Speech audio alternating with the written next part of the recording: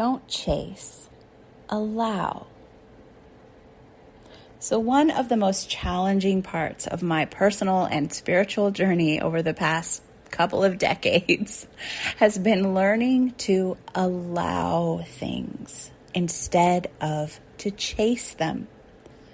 When we chase things, we are in a place of lack. We're in scarcity. And we all know this, but we just can't snap ourselves out of it. It's real to us. It's real to the subconscious mind that is trying to keep us safe. So just telling myself to relax and not chase things and allow things to come to me naturally instead doesn't work. It doesn't work because there's a program running in my system that says, if you do not chase, you do not get. You will not be safe. You will not be sufficient. You will not have enough or be enough. And that program has piles of collected evidence to support its belief. That program running in my system says, if you relax, you die. If you let go, you die. If you trust, you die. Do not relax. Do not let go. Do not trust. Fight. Fight for your survival. Compete. Take what you can get. Be grateful you have anything at all. That's what that program says. What we do when we're in that mindset is we chase. And we compromise ourselves and our needs and our desires to get that thing or that experience or whatever that is. But here's the thing. We chase and compromise ourselves because then we don't have to feel what would come up for us when we do not do all of that. And what does come up for you when you don't chase and when you don't haggle? When you don't compromise yourself and you don't just take what you can get. And you instead stand with yourself, but you don't immediately, quote, win as a result. What do you have to feel then? Usually it's some combination of vulnerable, needy, desperate, irresponsible, worthless, and insecure. You'd have to not know what's going to happen to you if you don't do that. You'd have to be there in that space with yourself, feeling all that shit you don't want to feel. Whereas if I just make it work for others instead of for me, I can avoid having to feel all that.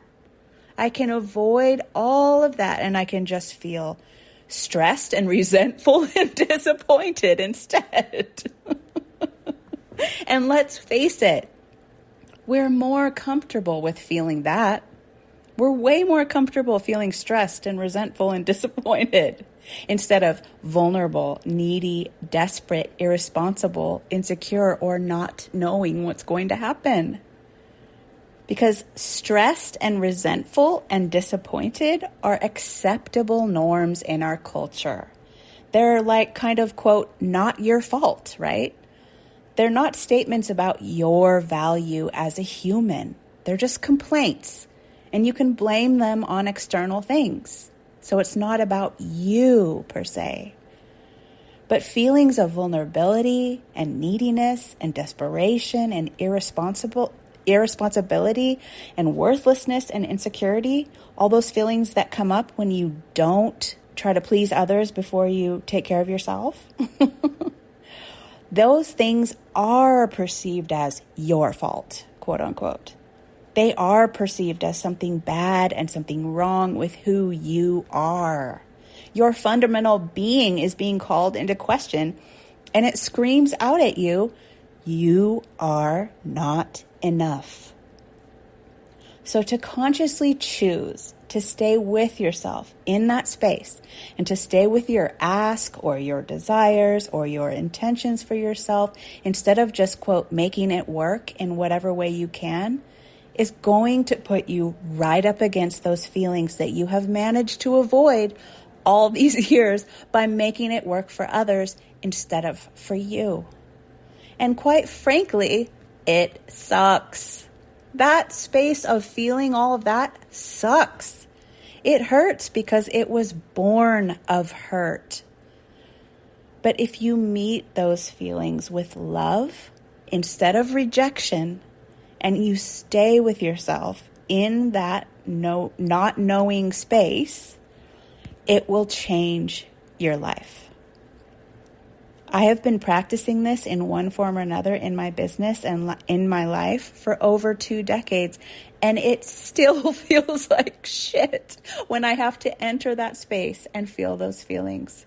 But it is the space where magic happens. Why does magic happen in that space?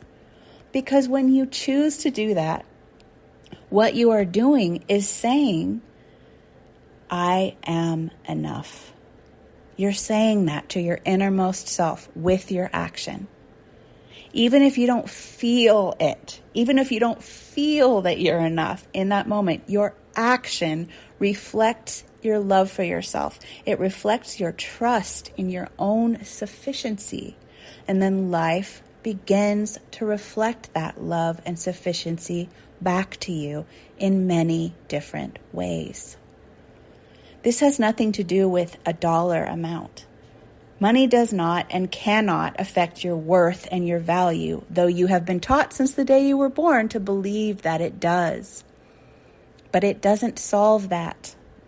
People use money to feel seen. They use money to feel valuable, and they use money to feel validated.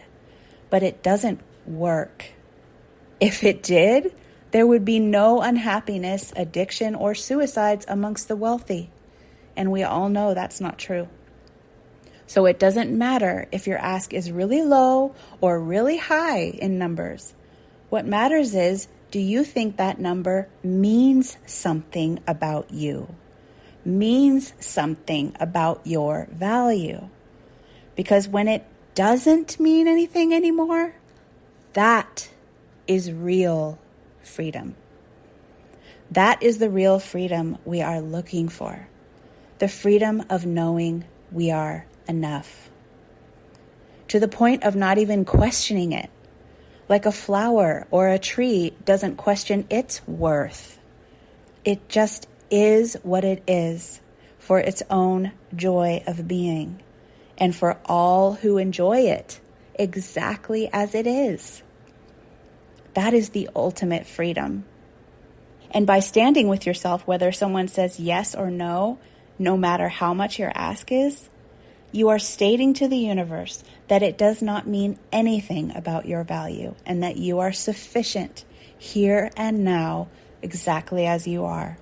And the universe will begin to reflect that natural and peaceful abundance that bubbles up from that well deep inside you.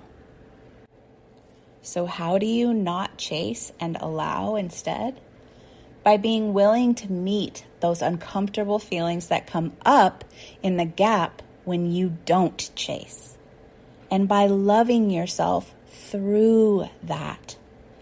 By reminding yourself that there is nothing the world could give you that you do not contain within yourself and can access and love into more fullness right here, right now. And that includes and begins with loving the unlovable feelings and places within you. As I have done that for myself again and again, often the thing that I thought I really needed or really wanted to be safe passed me by. But what was even better for me came in another way. So all this to say what I always say. Stay with yourself. Do I say that too much? I know I say it all the time, but I do not think you can possibly hear it enough, even if I said it to you every day for the rest of your life. We are so trained not to stay with ourselves. We are so trained to abandon ourselves and our knowing at every turn. So I am here to be your beacon of remembrance of that knowing.